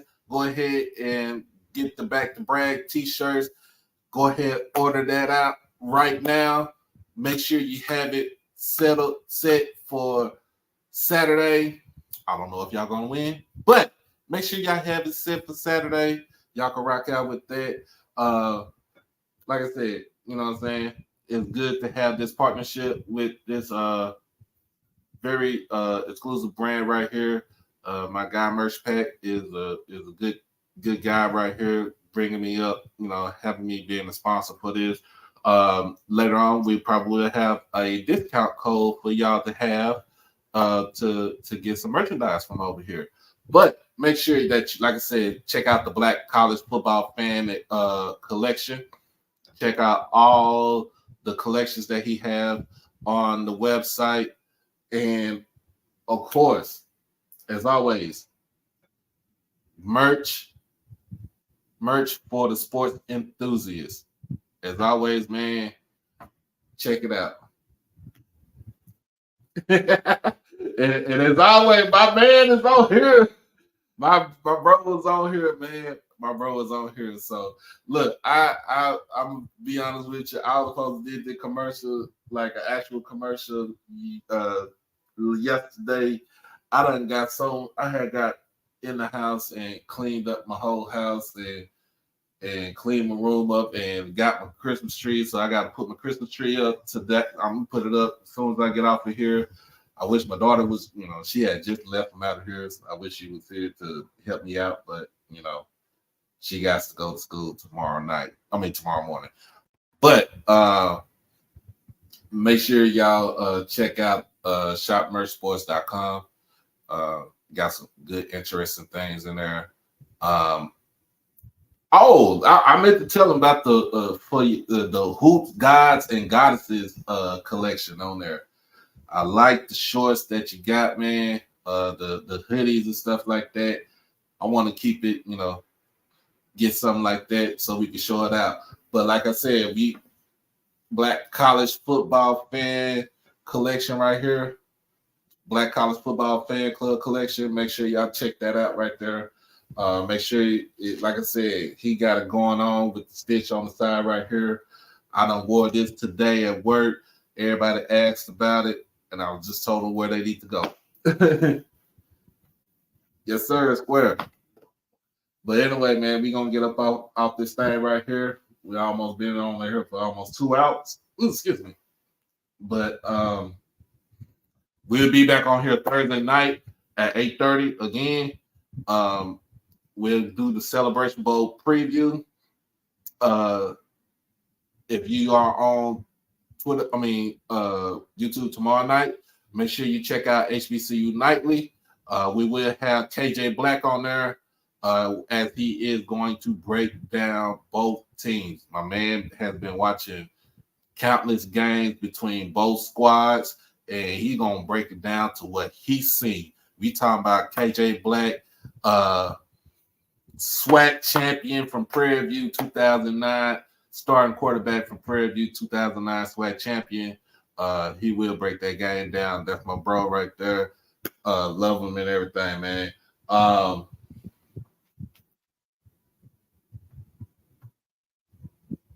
Oh yeah, yes sir. Appreciate you, man. Appreciate you. Appreciate you. But yeah, man. Then Thursday I'll do my breakdown as far as what we see as with the Celebration Bowl. And on Saturday, because I'm not gonna be on Friday night. Saturday, game comes on the 11th. I will stream the game on Saturday. If you are going to try to donate, this stream will not be monetized, y'all. I'm letting y'all know. This stream for Saturday will not be monetized. So if you're trying to put some money into it, send it through the Cash App, the PayPal, and the Zelle. Okay. So just letting y'all know, Saturday, the game will not be monetized. I would not monetize that game as far as on my own. So if you want to donate, Cash App, PayPal, Zelle. That's how we get it going. But other than that, want to give congratulations. Like I said, congratulations to all my South Dallas County schools that's going to be in the state championship games this weekend. So Saturday is the big games for all 3 South Dallas County schools. We got South Oak Cliff High School going on at 11 o'clock against Port Neches Groves, followed by Duncanville versus Galena Park North Shore. 5th time in 6 years, these schools are going at it again. And the nightcap is DeSoto versus Humble Summer Creek. Make sure if you are in the DFW area, if you want to check the game out, make sure you get your tickets. I'm trying to figure out because it's going to be through the Cowboys website. Get your the UIL website because it's the UIL championship game. Get your tickets right now because I'm letting you know Saturday's games. Those games do get packed. They do almost sell out. Last season, South Oak Cliff was the first game of the day on Saturday, and they almost opened up the 3rd tier of the stadium. So if you're in the DFW area, make sure that you check them out. Also, the D2 National Championship game will be going on Saturday also at McKinney ISD Stadium. Colorado School of Mines will be taking on Harding University. That game is at, if I'm not mistaken, at 2 o'clock on Saturday, and it will be televised nationally on ESPN, if I'm not mistaken. So other than that, we got football this weekend. Football all this weekend right here. Florida Beach Bowl tomorrow night. Fort Valley versus Johnson C. Smith. Make sure you check that out. I got to see what the I think it's on, if I'm not mistaken, it might be on HBCU Go. I don't know if this is, but don't beat me up on that. But make sure y'all check out the previous streams. Also, I want to give a shout out for finally hitting 2,000 subscribers. We have hit 2,000 subscribers today. We have hit 2,000 subscribers tonight. It's been a long journey. It's been a long road, but I am so happy and I'm so glad that we got to this point right here. Let's get another 1,000 on the string to subscribe to it. Spread the word. Let them know what we are all about. I love y'all and I appreciate y'all for rocking with me from the time I started with 11 subscribers all the way up to now. Yes, sir. We got 2,000 subscribers right now. Let's get 2,000 more. But as always, man, this has been HBCU Tonight in conjunction with HBCU Overdrive. Make sure that you like the stream. Make sure that you comment, share. Most of all, subscribe to the channel. Hit the notification bell to get everything HBCU Overdrive. If you want to become an exclusive member, all you have to do is just hit the join button on the outside of the chat. Join. We got the 2 tiers. Everything that you do as far as when you join the channel as a family member, it goes towards the channel. It doesn't go towards the pocket. Also, if you want to donate, like I said, you want to donate out outside of that, you can hit the PayPal, you can hit the Zelle, and you can hit the Cash App. Cash App is HBCU Overdrive. PayPal is at David Smith 1925, and the Zelle is David E. Smith 30 at gmail.com. And if not, you can always hit the super chat. Just let you know. But yeah, I'm in the club now. I'm in the 2000 club now, baby.